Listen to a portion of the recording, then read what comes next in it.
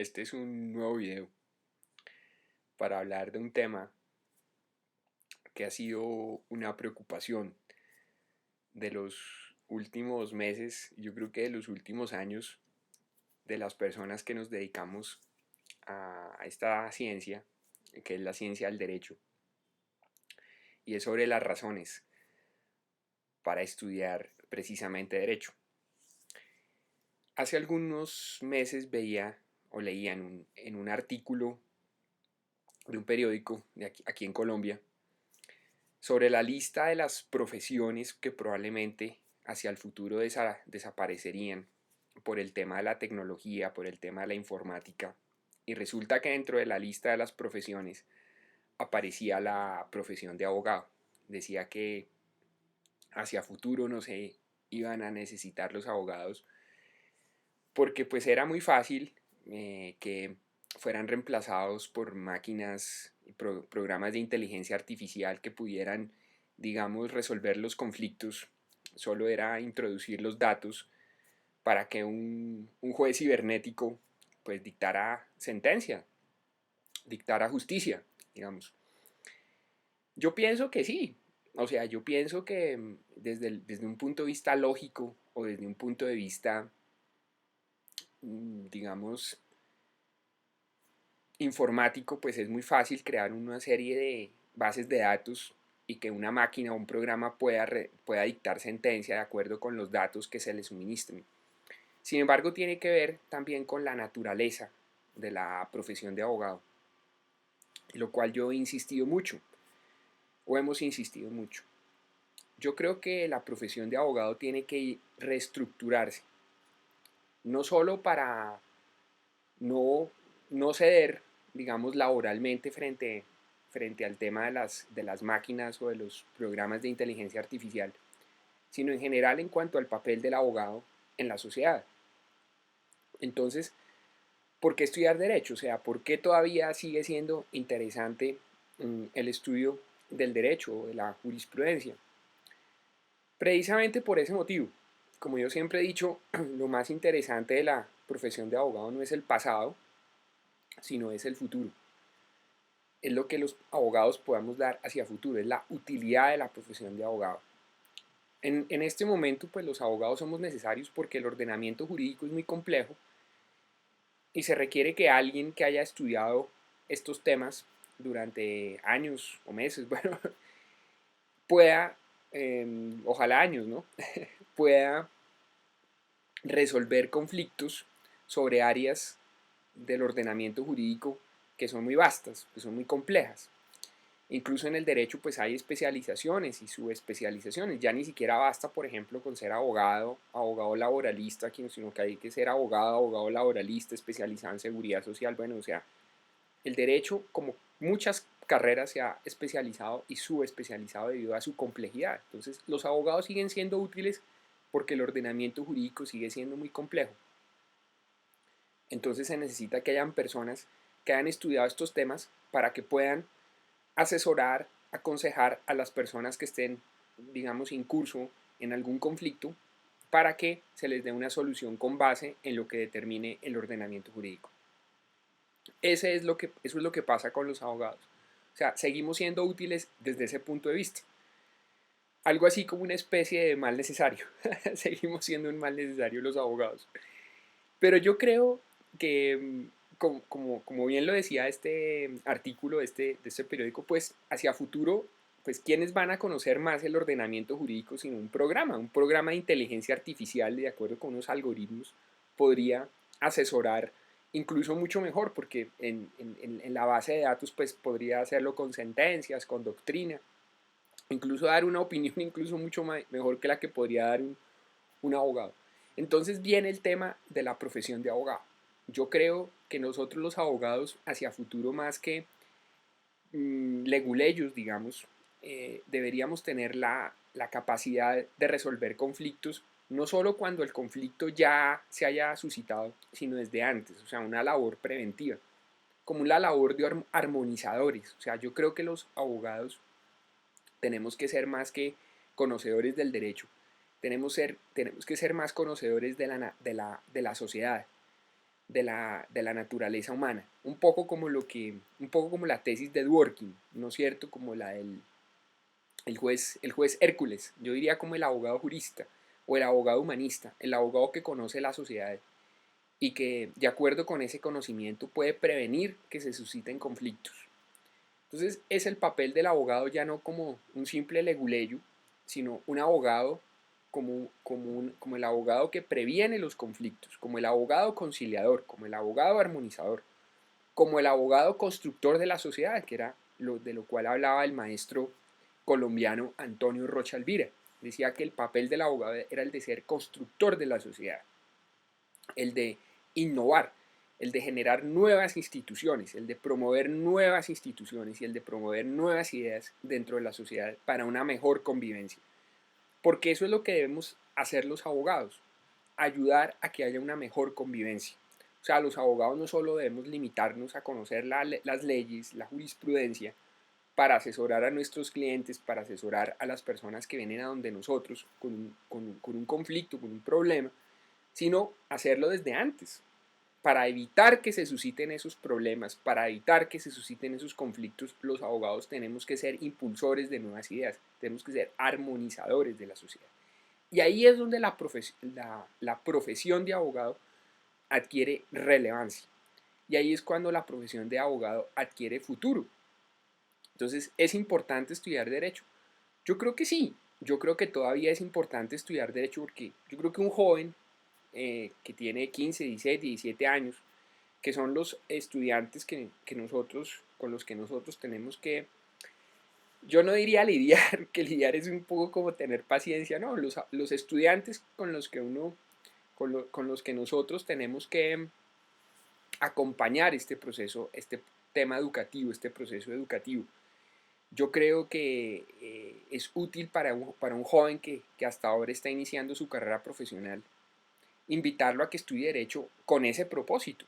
Ya no solo con el propósito de que hacia futuro tenga la perspectiva de convertirse en un juez o convertirse en un abogado litigante o en un magistrado o en un funcionario de una empresa, abogado de una empresa, sino también que hacia futuro tenga la perspectiva de ser de prestarle un servicio a la sociedad como un armonizador, como un conciliador, como un impulsor de nuevas ideas, como ese abogado jurista que conoce de filosofía, que conoce de economía, que sabe de sociología, de historia, y puede predecir y puede determinar nuevas instancias para la sociedad en la que nos movemos. Porque los abogados tenemos esa perspectiva. De hecho, esa fue una de las razones por las cuales yo estudié Derecho. Yo en otros videos he mencionado la razón por la que estudié Derecho. Y una de las razones fue esa. Porque el Derecho recogía varias ciencias. El derecho no es una colcha de retazos, pero el derecho se nutre de otras ciencias, como la filosofía, como la historia, como la sociología, como la economía. Entonces el derecho recoge todo eso, de cierta forma para poder saber cómo funciona el statu quo, cómo funciona una sociedad, pues basta estudiar su ordenamiento jurídico. Y yo creo que esa debe ser la perspectiva que se le debe dar al nuevo derecho o al nuevo estudio del derecho. Porque una base de datos, una máquina, un programa de inteligencia artificial puede saber mucho mejor un tema de leyes, un tema de códigos, un tema de sentencias que lo que puede hacer un ser humano, ¿sí? Y puede incluso dar una mejor solución, o por lo menos una solución mucho más técnica. Por lo tanto, ese no es el problema. El problema ya no es conocer el ordenamiento jurídico, sino el asunto es estudiar la sociedad, estudiar al ser humano, estudiar los problemas, estudiar los conflictos para prevenirlos, para que no se susciten. Y ahí es donde entra la profesión de abogado, o la nueva profesión de abogado. Ya no solo como reparadores del daño, porque a los abogados nos llaman ya cuando, cuando ya como dicen, se rompió el jarrón y los abogados lo que hacemos es pegar los pedazos con pegante, pegar los pedazos con pegante. Lo que hacemos los abogados es reparar el jarrón que se ha roto o tratar de reparar el jarrón, sino lo que tenemos que hacer los abogados es que no se rompa el jarrón. Eso es lo que tenemos que incitar los abogados y ayudar los abogados en la sociedad a que eso no suceda. O sea, una labor más preventiva y no tanto de y no tanto de reparación, que es lo que realmente hacemos. A los abogados ya nos llaman cuando ya el conflicto se ha suscitado, cuando ya el problema ha explotado. ¿Por qué más bien los abogados no estamos antes? Y eso ahí es el papel del abogado donde juega un papel relevante. Ahora bien, yo me acuerdo un compañero que yo tenía en la universidad y que él estudiaba ingeniería electrónica. Si está viendo este video, sabe quién es, no va a decir su nombre, por razones de privacidad, pero saludos si me está viendo este video, doctor. Ya es un doctor, ya es un abogado ya grande. Pues en esa época él estudiaba ingeniería electrónica y él me decía, Pacho, probablemente hacia futuro, y eso estamos hablando de hace 20 y pico de años, cuando estudiamos Derecho, él me decía, eso va a pasar, o sea, van a haber jueces cibernéticos, los mismos abogados van a ser abogados, programas de computadores, y yo era muy escéptico. Después de tantos años, lo que él me dijo es una realidad, o sea, esto ya es una realidad, ya prácticamente se pueden generar programas de inteligencia artificial para resolver conflictos y abogados que incluso puedan asesorar, abogados cibernéticos. Pero yo creo que el tema de la justicia, como el arte, como el amor, son temas netamente humanos. O sea, las máquinas pueden imitar el arte, pero no pueden hacer arte. Las máquinas pueden imitar la justicia, pero no pueden dictar justicia.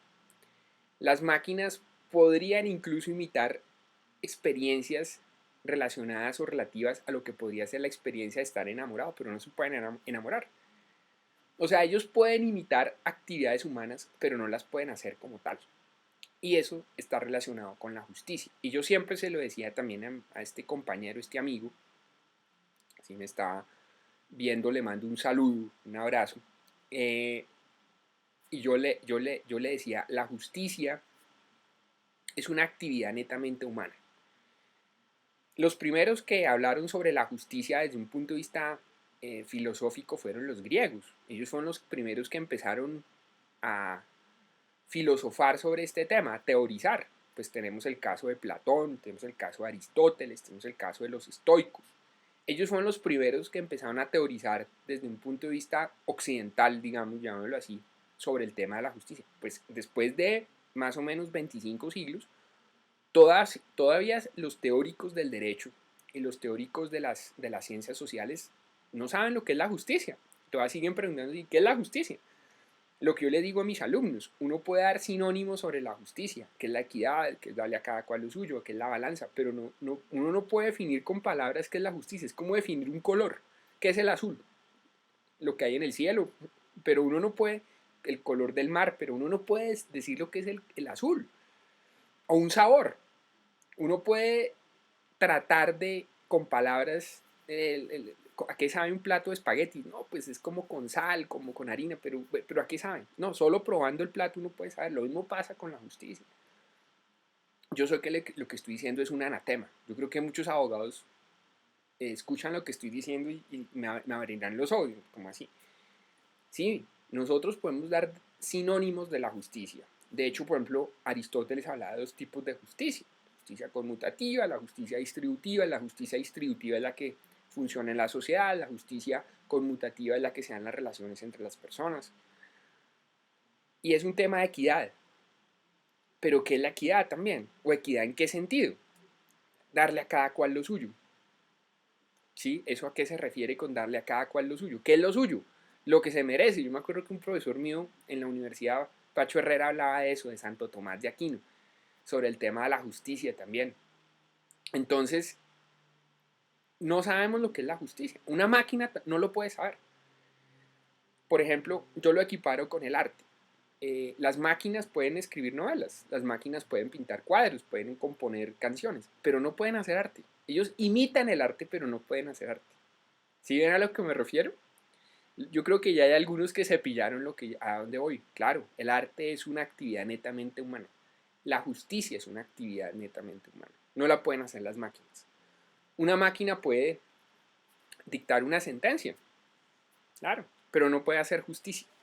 Porque la justicia solo la conocemos los humanos.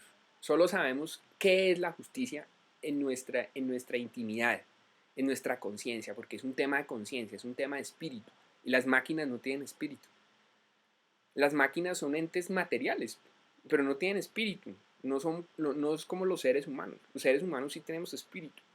Y la justicia nace de nuestro espíritu, lo mismo que el arte, lo mismo que el amor. Lo que yo siempre le digo a mis estudiantes, yo puedo ir a un programa de computador y puedo decir, no, a mí me gustan monas, altas, ojiazules, y de pronto salgo a la calle y me encuentro con una mujer que sea bajita, morena, y me enamoré de ella. ¿Y dónde queda el tema racional del amor? No, el amor es algo misterioso, es algo humano.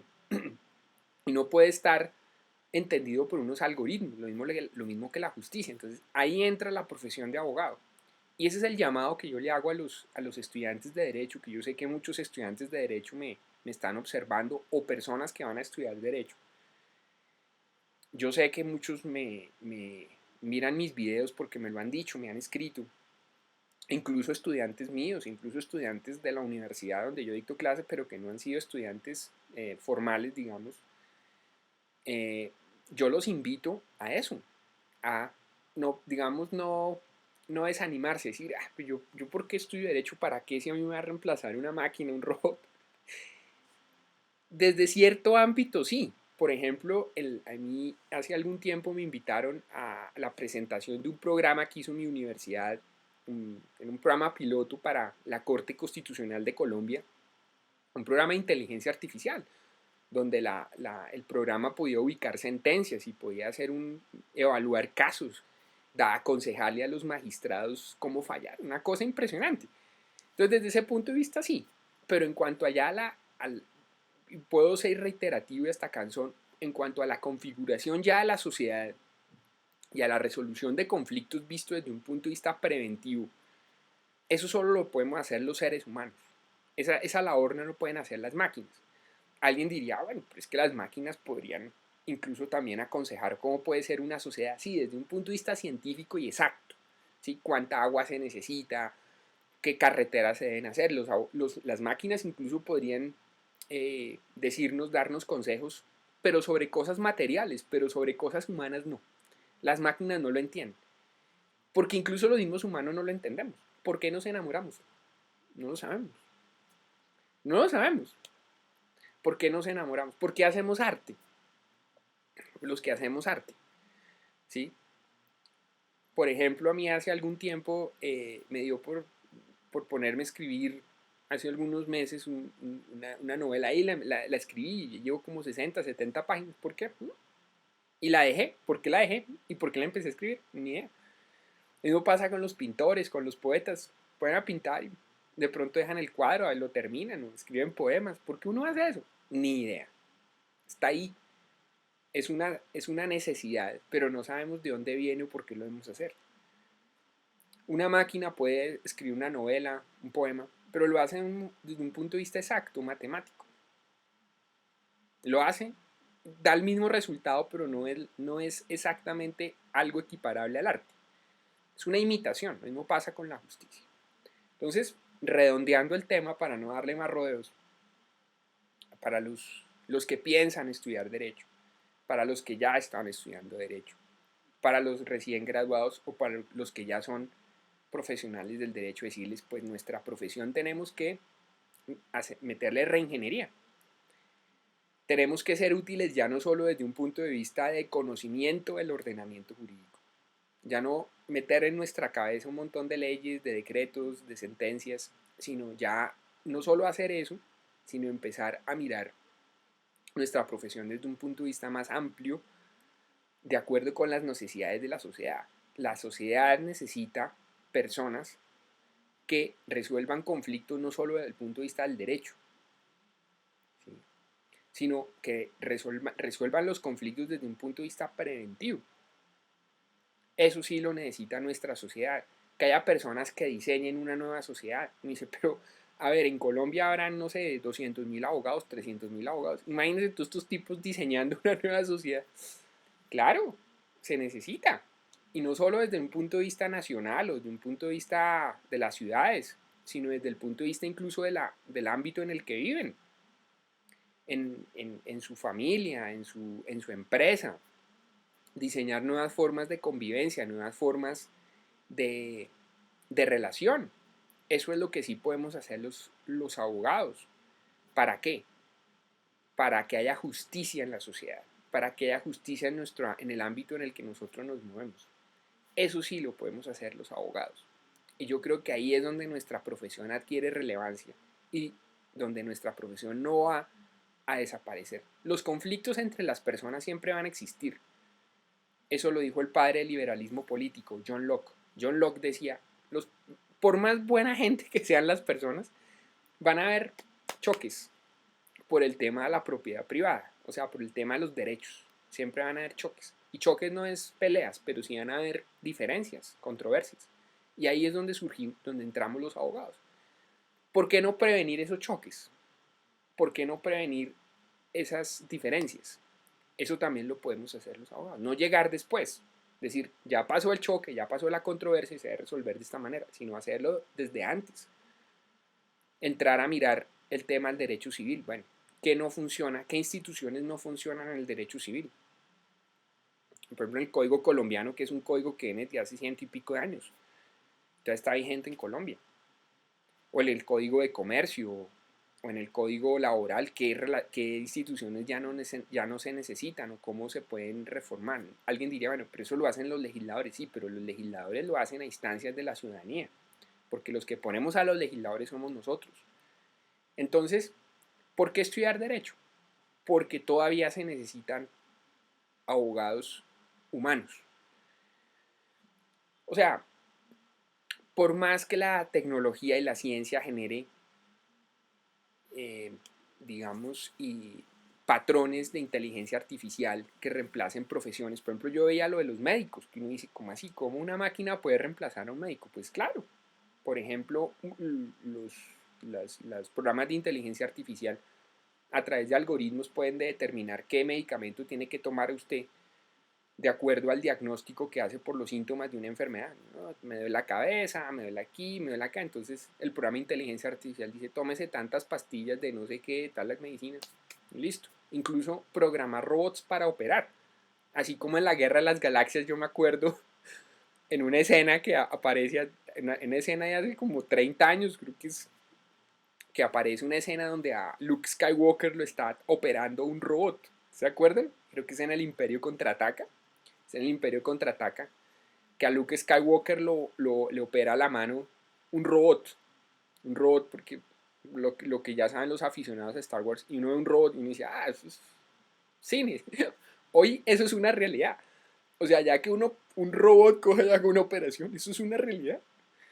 O que un programa de inteligencia artificial diga, listo, pues tómese tantas pastillas de no sé qué por sus síntomas, usted tiene tal enfermedad.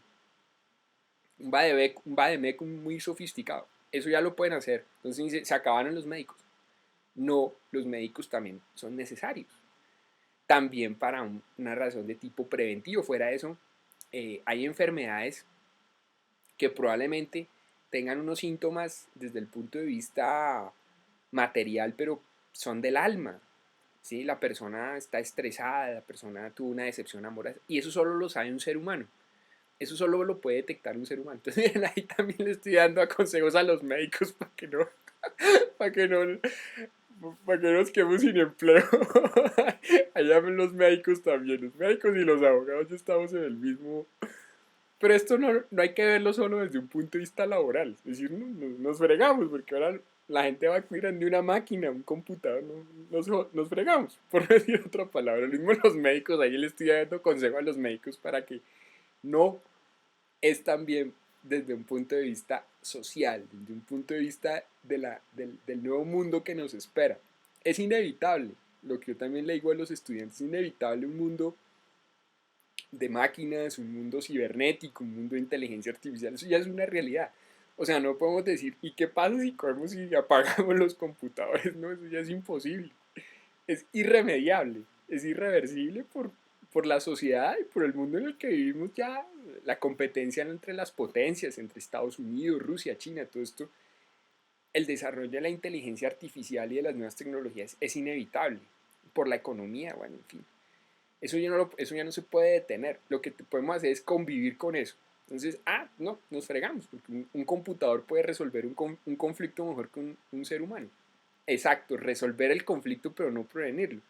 Pero una máquina también puede determinar nuevas estructuras sociales. Sí, pero desde un punto de vista muy rígido. Pero el ser humano no es, el ser humano no es rígido, el ser humano no es matemático. A veces el ser humano es absurdo. Entonces lo equiparo, por ejemplo, al arte, al amor, nuevamente. Incluso la justicia también. La justicia tiene una parte absurda. Muchos abogados me abrirán los ojos como así. Sí, claro. Muchas veces la justicia humana a veces no es lógica, no es matemática, ¿sí? No es uno más uno, dos. La justicia a veces en el caso del ser humano no es así. ¿Qué es la justicia? Nosotros lo sabemos, pero no lo podemos definir con palabras. ¿Por qué no lo podemos definir con palabras, colegas abogados? Porque la justicia no es lógica. Y la lógica está relacionada con el lenguaje, ¿sí? Es por ese motivo que no se puede definir con palabras, que no se puede definir con palabras porque la justicia no es completamente lógica. Tiene una parte lógica, pero una parte que ya no es lógica. Ahí toca acudir a Santo Tomás. Acuérdense lo que hablaba de Santo Tomás, de los 3 tipos de justicia: la justicia divina, natural, humana. Llega un punto en que no se puede definir la justicia. Toca utilizar la fe, como decía Santo Tomás. Aquí no es utilizar la fe, sino ya el ser humano no es solo razón. Ahí es donde se equivoca mucha gente. El ser humano no es solo, el ser humano tiene una parte racional y una parte irracional. La justicia tiene una parte racional, pero también irracional. La parte racional la pueden imitar las máquinas, pero la máquina no tiene esa parte irracional que tiene el ser humano. Ese es el plus que tenemos los seres humanos sobre las máquinas.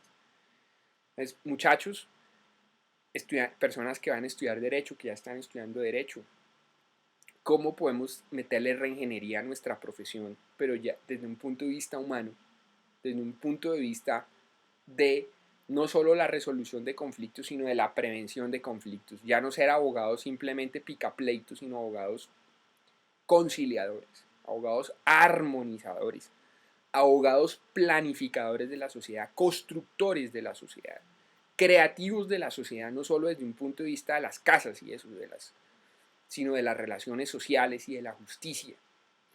Eso es lo que nos espera hacia futuro para nuestra profesión de abogado. Yo estudié Derecho precisamente por eso. Yo estudié Derecho para conocer el ordenamiento jurídico, para conocer el status quo. ¿Por qué? Porque yo desde muy pequeño decidí un día irme a la fantasía. Un día decidí, no me gusta este mundo, me voy a la fantasía. Pero yo me di cuenta que yo no podía sobrevivir en el mundo si me quedaba en el mundo de la fantasía. ¿Por qué? Porque pues fui hijo único, mi papá murió cuando yo era muy joven, entonces no tenía hermanos, no tenía con quién jugar, no había internet, entonces me tocaba inventarme mis juegos conmigo mismo, mi fantasía, y entonces yo decidí irme a la fantasía, pero yo me di cuenta también que yo no podía estar en la fantasía porque yo me iba a morir. O sea, uno no puede estar en el mundo fantasioso, uno tiene que tener un pie en la realidad, y por eso estudié Derecho. Curiosamente, la fantasía, la literatura, el arte me llevaron a estudiar Derecho. Haber leído a García Márquez, todo eso, me llevó a estudiar Derecho, curiosamente, ¿sí? Y ahora el derecho uno lo lleva al revés, el derecho lo lleva uno a la fantasía, lo lleva uno a la literatura, ¿no? Pero bueno, ese ya es otro video, y creo que ya he hablado de estos temas. Y fue por eso que estudié Derecho, para conocer, poner un pie en la realidad, saber en dónde estoy, aquí, bueno, a ver qué. Porque yo no puedo vivir solo con mi mundo imaginario, yo tengo que saber cómo funciona el mundo de verdad, o el mundo, claro, para poder sobrevivir. Y por eso fue que estudié Derecho. Fue precisamente la fantasía me llevó al derecho. Entonces y tengo esas dos partes, entonces tengo esa parte racional y esa parte irracional.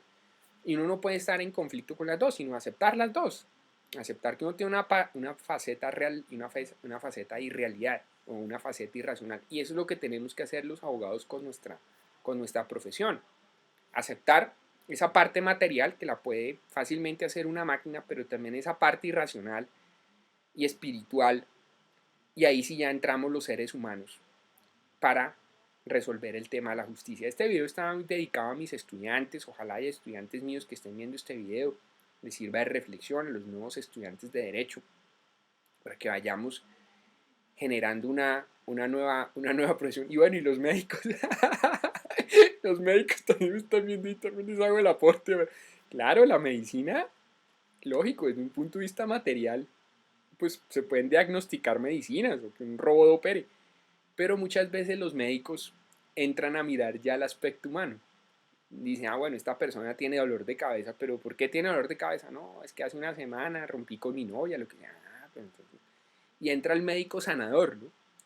El médico sanador. Yo tenía un médico cuando yo era niño, un señor ya de edad, y me acuerdo que él era muy simpático. Y el simple hecho de estar uno en el consultorio del uno ya se tranquilizaba y se calmaba. Y tenía un efecto terapéutico estar con él. Y él le hablaba de uno de cosas y le hacía unos chistes. Y uno ya como que se calmaba. O sea, no es, y él no le está dando uno droga, o no le está dando uno medicina, sino solo con la actitud de él y todo eso ya como que uno, y ahí entonces entra el lado misterioso también de la medicina. Y es que la sociedad ha querido como olvidarse de esa parte misteriosa que tenemos los seres humanos, volvernos seres completamente racionales y seres cuadriculados y seres materialistas, ¿no? El ser humano tiene una faceta irracional, tiene una faceta misteriosa, espiritual, que está ligada a la religión, que está ligada al arte, que está ligada a la poesía, que está ligada a situaciones que no se rigen por uno más uno, dos, están ahí. Y eso sí no lo pueden imitar las máquinas. Y uno de esos temas es la justicia. Eso se los dejo para reflexionar. Bueno, ya este video se alargó mucho. Muchas gracias por ver este video. Los que llegaron hasta acá, un abrazo. Muchas gracias. ¿Por qué estudiar Derecho en este nuevo contexto en el que nos estamos moviendo? Bueno, muchas gracias. Que pasen un feliz día. Un abrazo.